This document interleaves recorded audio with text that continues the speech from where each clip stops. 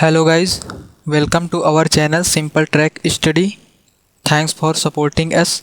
पिछले वीडियो में हमने डिस्कस किया था कि परासरण क्या होता है, बाह्य परासरण, अंतःपरासरण क्या होता है, और उसके बाद डिस्कस किया था विलयन के अणुसंख्य गुणधर्म। तो उसमें 4 बताए थे: परासरण दाब, वाष्प दाब का अवनमन, क्वथनांक उन्नयन और हिमांक अवनमन। तो आज परासरण दाब देखते हैं और उसमें पहली हेडिंग लगाते हैं परासरण दाब का निर्धारण। और इसका निर्धारण वर्कले-हार्टले विधि द्वारा किया जाता है।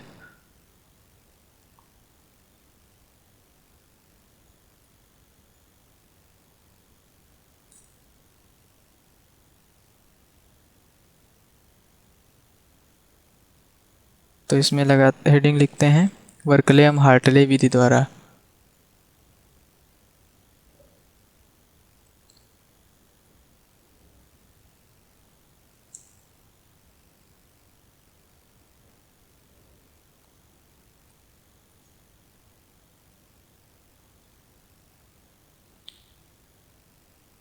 इसका एक रिप्रेजेंटिंग डायग्राम बनाते हैं।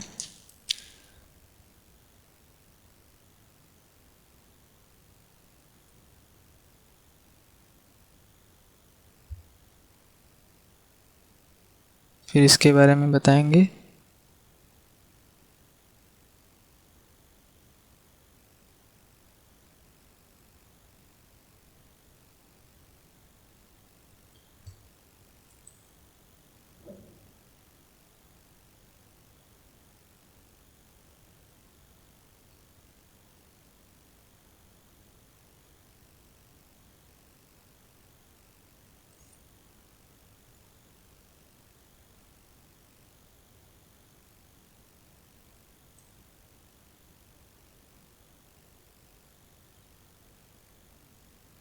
ये सिर्फ रिप्रेजेंटिंग डायग्राम ही है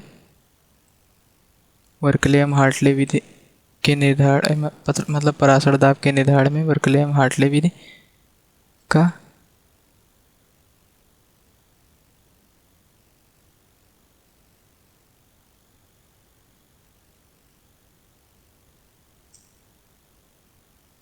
ये डाटदार केस का नली हो जाएगी यहाँ से।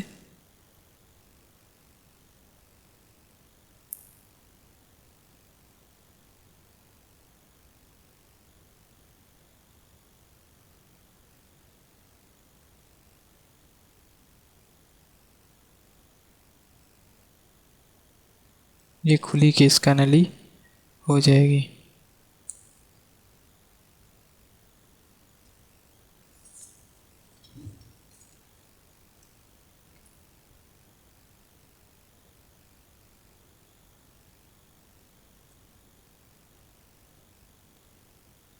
यहाँ पर इसमें थोड़ी सी थ्योरी लिखेंगे, मतलब हम लिखेंगे वर्कले और हार्टले विधि द्वारा परासरण दाब का निर्धारण किया जाता है।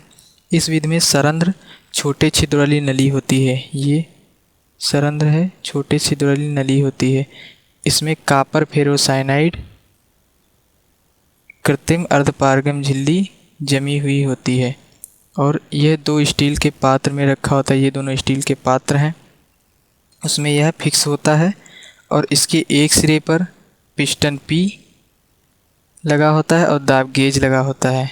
ये मैनोमीटर है। और दूसरे सिरे पर केशिका नली, डाटदार केशिका नली और एक खुली केशिका नली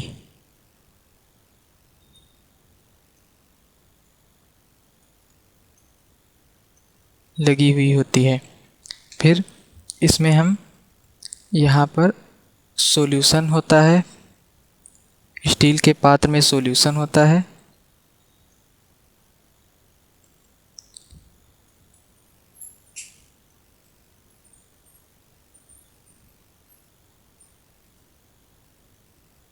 ये पिस्टन पी है, ये मैनोमीटर है।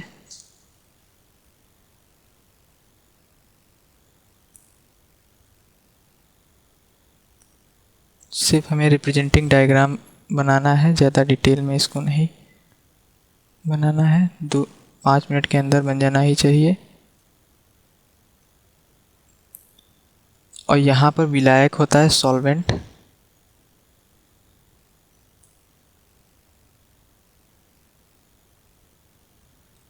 और ये सेमी परमेबल मेम्ब्रेन है, अर्धपारगम झिल्ली,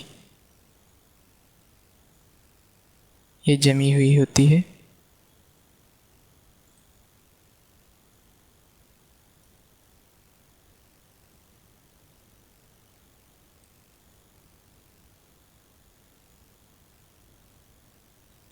तो हमारा फिगर तो बन गया है। अब इसका डिस्क्रिप्शन देखते हैं।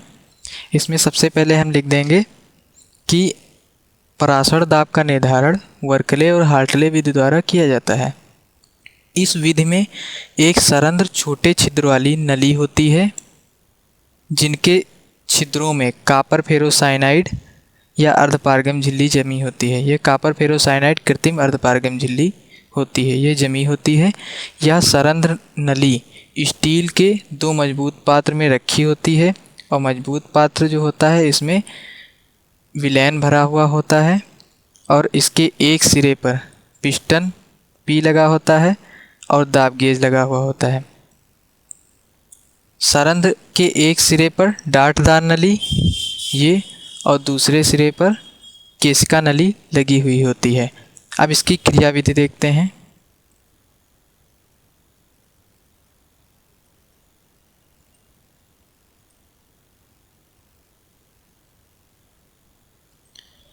स्टील के एक पात्र में विलैन और दूसरे पात्र में विलैन भरा होता है, और जो सरंध्र नली है इसमें विलायक भरा हुआ होता है।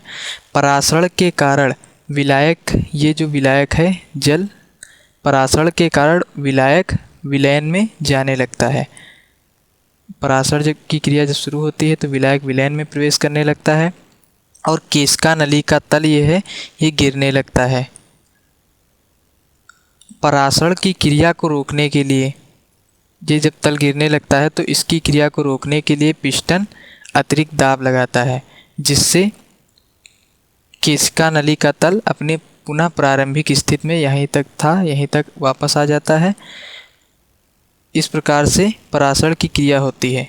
अर्थात हम कह सकते हैं कि परासरण को रोकने के लिए विलैन पर लगाया गया आवश्यक और अतिरिक्त दाब ही विलैन का परासरण दाब कहलाता है, और इसे हम मैनोमीटर में पढ़ लेते हैं।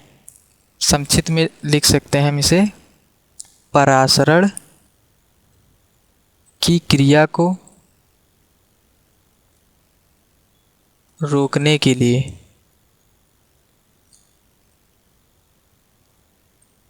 पिस्टन द्वारा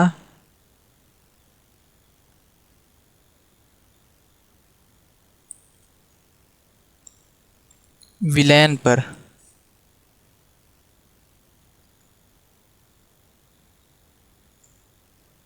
लगाया गया अतिरिक्त या आवश्यक दाब ही परासरण दाब कहलाता है।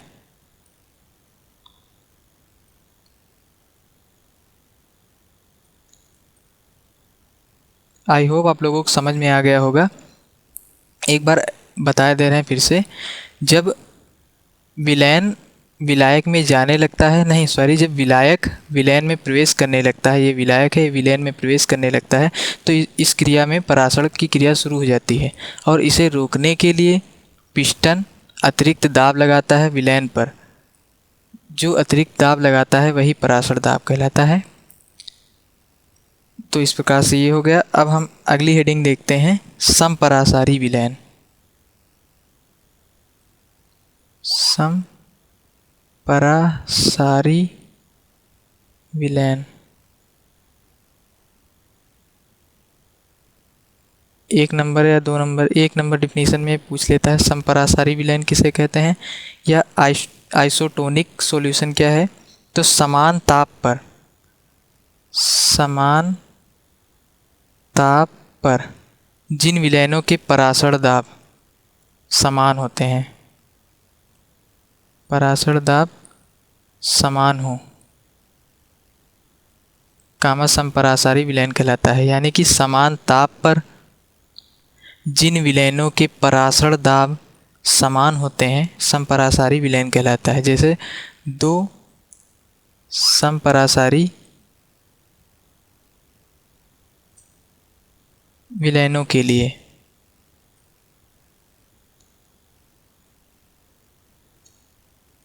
N1/V1, ये इसके बीच रिलेशन हो जाएगा N2/V2। तो N1 की जगह पर हम लिख सकते हैं W1/M1 और ये V1 है ही है। यहाँ पर W2/M2 और V2, ये इसके बीच रिलेशन हो जाएगा। 1 नंबर में पूछ लेता है और रिलेशन अगर पूछेगा तो 2 नंबर में आ जाता है क्वेश्चन। फिर अगली हेडिंग देखते हैं अतिपरासारी और अल्पपरासारी विलयन।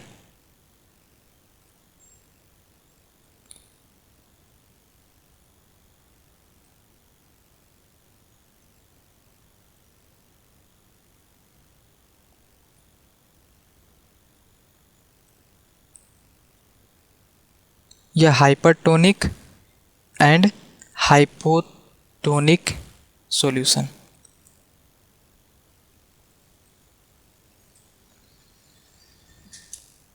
तो देखते हैं, इसमें होगा समान ताप पर परासरण दाब अधिक है अगर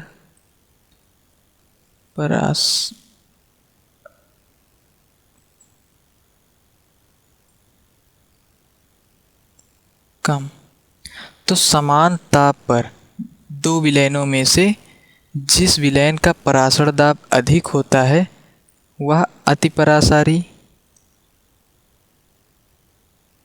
और जिस विलयन का परासरण दाब कम होता है वह अल्पपरासारी विलयन कहलाता है। तो समान ताप पर दो विलयनों में से जिसका परासरण दाब अधिक होता है वह अतिपरासारी विलयन और जिसका परासरण दाब कम होता है वह अल्पपरासारी विलयन कहलाता है। तो अब अगली हेडिंग नहीं देखते, एक छोटा सा न्यूमेरिकल देख लेते हैं। इसमें कह रहा है, बढ़िया सा क्वेश्चन है, देख लेते हैं। कह रहा 25% एथिलीन ग्लाइकाल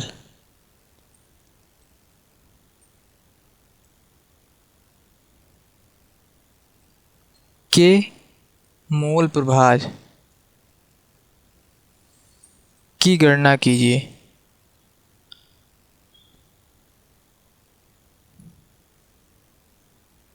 %25 एथिलीन ग्लाइकाल के मोल प्रभाज की गणना कीजिए। तो देखते हैं, ये एथिलीन ग्लाइकाल जब ऑर्गेनिक केमिस्ट्री पढ़ाएंगे तो बढ़िया समझ में आएगा। फिलहाल बता दे रहे हैं, एथिलीन ग्लाइकॉल C2H6O2, ये इसका फार्मूला होता है। की मात्रा जो दी है W बराबर 25 ग्राम, जो प्रतिशत में होगी वो ग्राम में होगी। और कह रहा है मोल प्रभाज यानी कि मोल फ्रैक्शन ज्ञात कीजिए। तो इसके लिए जल की मात्रा क्या हो जाएगी, अगर विलेय की मात्रा दी है और किसमें घुला है, विलायक में, तो विलायक की मात्रा ज्ञात करने के लिए H2 की मात्रा कैपिटल W बराबर 100 ग्राम में से हम 25 ग्राम माइनस कर देंगे तो 75 ग्राम आ जाएगी। ये हमारी विलायक की मात्रा हो गई। अब हम विलेय के मोल ज्ञात कर लेंगे, यानी कि एथिलीन ग्लाइकाल C2H6O2 के मोल। स्मॉल n बराबर स्मॉल w अपान स्मॉल m। तो स्मॉल w 25 और यहाँ पर 65, तो 25 डिवाइडेड बाई 62, तो इसको कैंसिल आउट कर देंगे हम।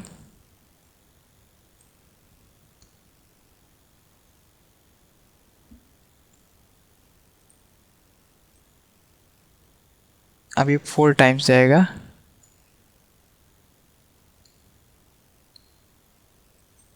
ठीक है, तो 0.4 आ जाएगा।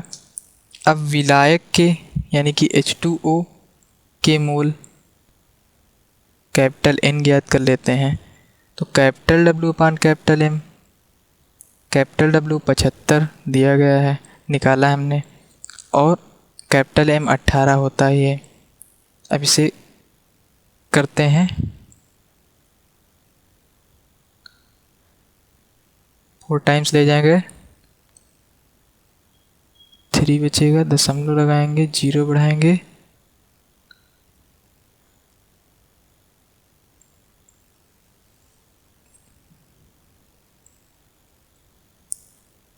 सिक्स टाइम, ठीक है।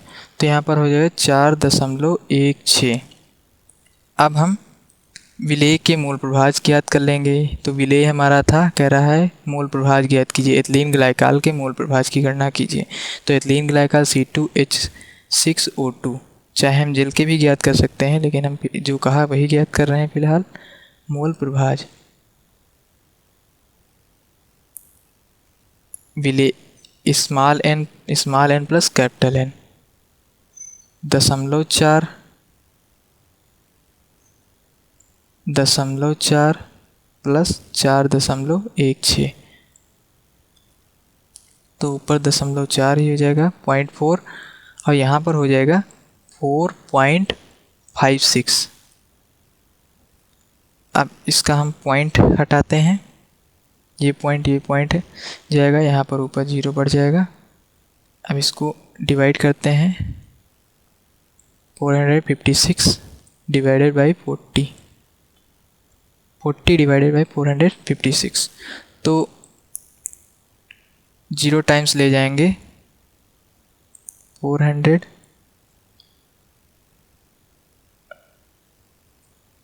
दशमलव था, 0 बार ले जाएंगे, 4000 हो जाएगा। अब इसको हम 8 बार ले जाएं, 8 4 48, 9 टाइम्स आएगा,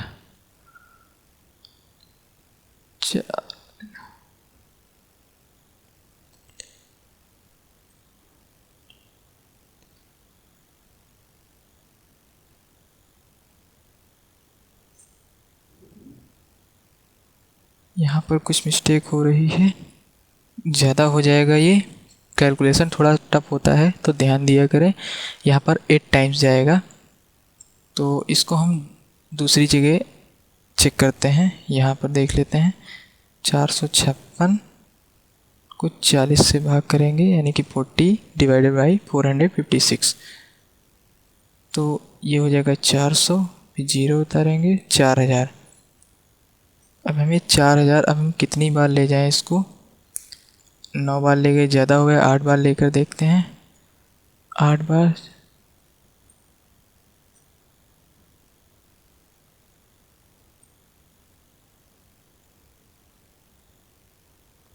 छत्तीस 48। अब यहाँ पर 2 बचेगा, ये 5 3। अब हम इसको 7 टाइम्स ले जाकर देखते हैं, दशमलव लगा, 0 बढ़ जाएगा, तो 7 टाइम्स,